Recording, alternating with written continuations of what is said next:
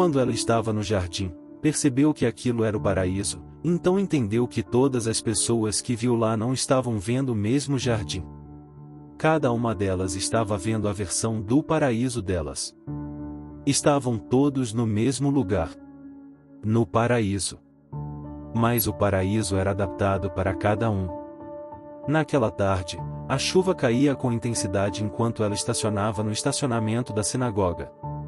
E estavam atrasados. Com urgência, pediu ao filho de 4 anos que saísse correndo em direção à porta. Jeremy obedeceu prontamente, enquanto ela se contorcia no banco do carro para tirar Andy, seu filho de 2 anos, da cadeirinha. Com o guarda-chuva em mãos, ela protegeu Andy da chuva e segurou sua mãozinha pequena. Por um instante, pensou no anel de casamento que tocava o cabo do guarda-chuva. Antes que pudesse agir, um raio atingiu o topo do guarda-chuva. Ela não sabia, mas estava morta. A consciência permanecia clara, e Andy cobria os ouvidos, atordoado pelo trovão. Jeremy correu de volta para eles. Naquele momento, ela estava tomada pela raiva. Tinha dito para ele ficar no prédio, mas Jeremy desobedeceu, pegou seu irmão Andy e começou a puxá-lo em direção ao saguão. Ela o seguiu, confusa e preocupada. Um homem que passava por ali se aproximou, tentando entender o que estava acontecendo. "Por que estão aqui gritando?" perguntou ele, mas parecia ignorá-la, concentrando-se apenas em Jeremy e Andy. No instante seguinte, algo estranho aconteceu. Ela se viu no chão, cética diante daquela realidade. Sabia que estava no prédio, mas também via a si mesma no estacionamento. Seus sapatos novos, caros, estavam lá, com as solas queimadas pela descarga elétrica. Olhou para baixo no saguão e viu os mesmos sapatos perfeitos nos seus pés, exceto que flutuavam um pouco acima do chão. Decidiu seguir para fora e olhar para si mesma. A dualidade entre os mundos intrigava, e ela buscava respostas. Ela estava lá, olhando para baixo, para si mesma. Pensava: levante-se, levante-se. Você está estragando sua roupa, já destruiu os sapatos. Agora levante-se, você está deitada numa poça de graxa. Mas, de repente, a realidade atingiu e ela não podia se levantar. Estava morta, mas ainda completamente consciente, até mais do que quando seu corpo estava vivo. Então, uma luz apareceu à sua direita, um pouco acima. Essa luz tinha consciência e a convidava a segui-la. Ela pensou: vou seguir e ver o que é isso. A luz a conduziu a um jardim, mas não era um jardim como qualquer coisa na terra. As plantas eram diferentes, as flores desabrochavam, explodindo em cores.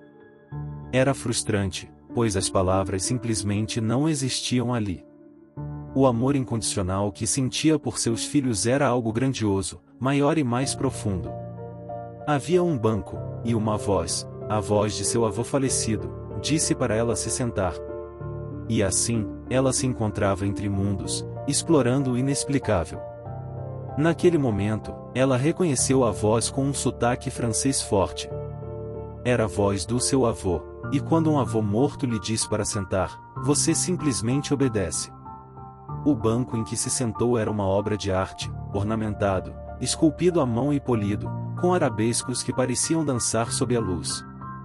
Quando se acomodou, o banco pareceu se moldar ao seu corpo, como se tivesse vida própria. Ela nunca olhou diretamente para ele.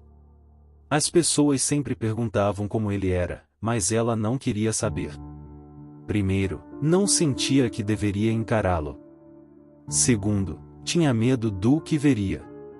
Ele estava morto há 1 ano, e a ideia de encontrá-lo ali era assustadora.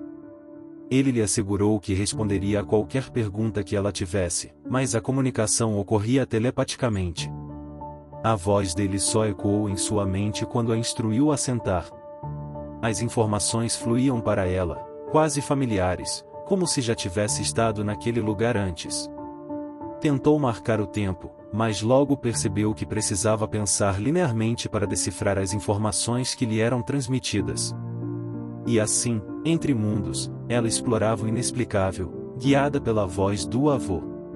Naquelas semanas, ela permaneceu lá, recebendo informações e ponderando sua decisão. Disseram-lhe que poderia ficar, mas se escolhesse retornar, teria que seguir um caminho até as montanhas. Uma vez atravessadas, não haveria volta. Ela fez perguntas e obteve respostas, enquanto observava outras pessoas e animais à distância. As pessoas estavam sempre impares, e ela questionou o motivo. Ele explicou que essas pessoas podiam vê-la, inclusive os jovens de 18 anos que ela avistou. Curiosa, ela olhou para sua própria mão, esperando ver marcas do raio que a atingira. No entanto, sua mão estava perfeita, como se tivesse 18 anos novamente. Quando indagou como ele sabia que ela teria um terceiro filho, ele respondeu que a criança já os havia escolhido como pais. Entre mundos, ela enfrentava escolhas e mistérios que transcendiam o tempo e a vida. Quando ele mencionou que seria melhor ela estar lá, o avô a tranquilizou: não é grande coisa se você não estiver presente. Ela escolherá outra pessoa. Essa afirmação a fez refletir profundamente. Se a criança havia escolhido, então era sua, e ela ansiava por conhecê-la. Curiosamente, o avô também previu seu divórcio, algo que parecia improvável naquele momento. Afinal, estavam casados há 8 anos e tudo parecia bem. No entanto, o divórcio se concretizou, mas só depois de mais 9 anos. Decidiu voltar, apesar do aviso de dor física. Ele explicou que, ao sair do corpo, sua alma se expandira, tornando-se maior do que o corpo. O processo de reentrada seria desconfortável, especialmente considerando os ferimentos causados pela descarga elétrica. Além disso, o avô compartilhou algumas visões sobre o futuro. Mencionou o próximo Super Bowl, algo que ela sequer acompanhava.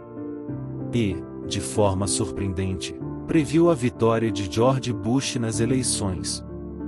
Naquele momento, ela estava em setembro, e a eleição ocorreria em novembro.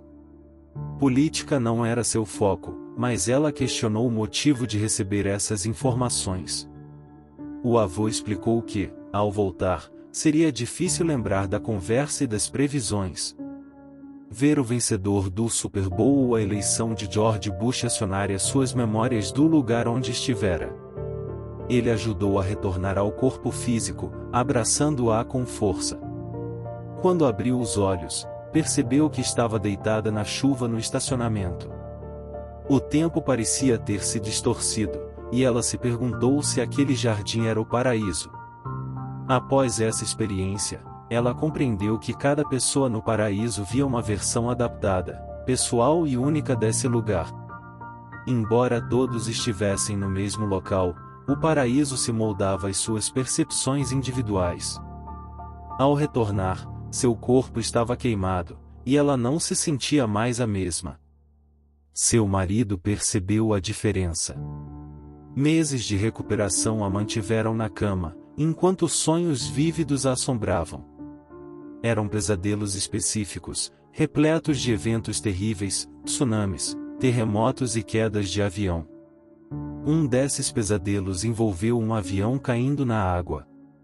Ela detalhou o número do voo e o total de passageiros para o marido, que ficou assustado. Ao ligar para a mãe e compartilhar o mesmo relato, 2 dias depois, a TV confirmou sua precisão. Ela havia acertado o número do voo e o total de pessoas a bordo. A perturbação que sentia era compreensível. Por que o universo a escolhera para receber essas visões angustiantes? A ideia de tentar impedir os eventos parecia impossível, e a confusão a acompanhava. Em 1997, seu marido não suportou mais ouvir sobre esses pesadelos específicos que a atormentavam. Ela buscava entender o propósito dessas premonições, mas nem todos os pesadelos se concretizavam. Alguns permaneciam como enigmas, talvez perdidos nas dobras do tempo e da realidade. Naquele pesadelo chocante, ela estava dentro do avião em queda livre, algo que nunca havia experimentado antes. Conversava com outra passageira, trocando nomes e apresentações como se estivessem em um coquetel. Mas, de repente, a premonição a atingiu, o avião estava prestes a cair, e ela precisava acordar. A mulher ao seu lado agarrou seus braços, desesperada, implorando que levasse a criança consigo. Ela sabia que poderia escapar da tragédia e queria que a criança também sobrevivesse. Ela ouviu o nome do marido da mulher ao seu lado e recebeu uma missão urgente e levar a criança e encontrá-lo.